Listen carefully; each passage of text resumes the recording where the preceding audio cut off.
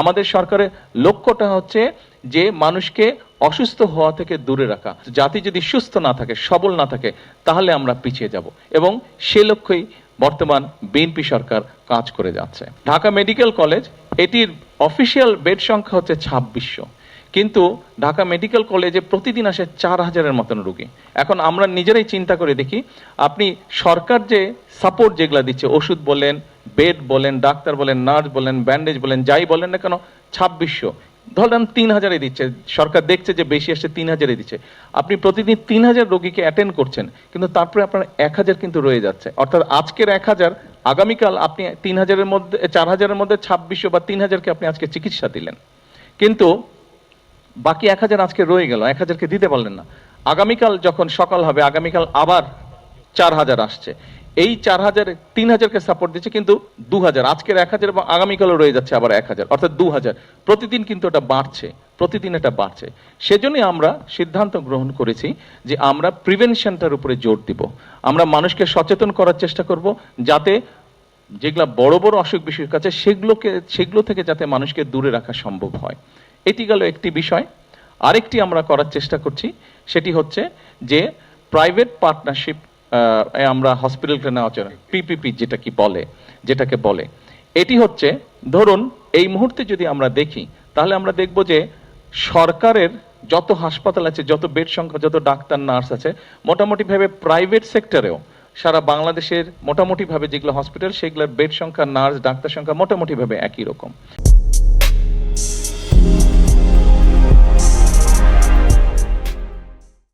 এখন একটি হাসপাতাল হবে, এখানে যে হাসপাতালটি হচ্ছে, এই হাসপাতালটি হতেও অনেক বেশ 2-2.5 বছর সময় লাগবে। এর মধ্যে তো মানুষ অসুস্থ হচ্ছে, চিকিৎসার সুবিধা থেকে অনেকে বঞ্চিত হচ্ছে, হাসপাতালে যেতে পারছে না। যশোরে বোধহয় আরেকটি 250 বেডের হাসপাতাল আছে, হ্যাঁ, ওটাও বিএনপি সময় করা, যাই হোক, বিষয় সেটা না, কিন্তু ওখানেও কিন্তু রোগী জমা হচ্ছে। এখন পিপি যেটা করতে চাচ্ছি, যশোরে নিশ্চয়ই কিছু প্রাইভেট হসপিটাল আছে যাদের কতগুলো, যেমন ধরেন ক্যান্সার অথবা কার্ডিয়াক পেশেন্ট অথবা ডায়ালিসিস, এই ধরনের বিষয়গুলোকে ট্যাকেল করার মতন তাদের সিচুয়েশন হয়তো আছে, তাদের সেই ইনফ্রাস্ট্রাকচার আছে। আমরা যেটা করতে চাচ্ছি, ধরেন 250 বেডের যে হসপিটালটা আছে, ওখানে ধরেন কার্ডিয়াক পেশেন্ট, হার্টের পেশেন্ট, প্রতিদিন হয়তো ডায়ালিসিস পেশেন্ট, আমরা এটা উদাহরণ দিই, এটা দিতে ইজি, ডায়ালিসিস পেশেন্ট ধরেন প্রতিদিন 200 করে জমা হচ্ছে, কিন্তু ওখানে আমরা ধরছি এটা উদাহরণ হিসাবে, দোকানে ধরেন যে মেশিনটা আছে, সেই মেশিনের ক্যাপাসিটি হচ্ছে প্রতি মাসে 100 জনকে দেওয়ার, কিন্তু আপনার প্রতি মাসে 200 জন রোগী আসছে। আমরা প্রথম 100 জনকে সেখানে সাপোর্ট দিলাম, চিকিৎসা করলাম, বাকি যে 100 জন লাইনে জমা হচ্ছে, এদেরকে আমরা প্রাইভেট যেই হসপিটালগুলো আছে সেখানে আমরা চেষ্টা করব ধীরে ধীরে বিভিন্ন জনকে, সরকারের পক্ষ থেকে আমরা তাদের কাছে সেই রোগীটা পাঠাবো, সেই খরচটাও সরকারই বহন করবে।